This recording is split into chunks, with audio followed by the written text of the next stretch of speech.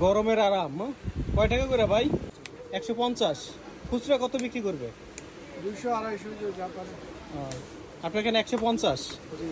গরমের আরাম থাকবে। যারা হচ্ছে গরমে অর্ডার করতে চান, মূল ইম্পোর্টারদের কাছ থেকে, মূল তৈরিকারকদের কাছ থেকে নিতে চান, খুব দ্রুত স্ক্রিনে দেওয়া নাম্বারে যোগাযোগ করবেন। 150 যারা অর্ডার করবেন খুব দ্রুত যোগাযোগ করবেন। গরমের আরাম 150। আরেকটা মডেল।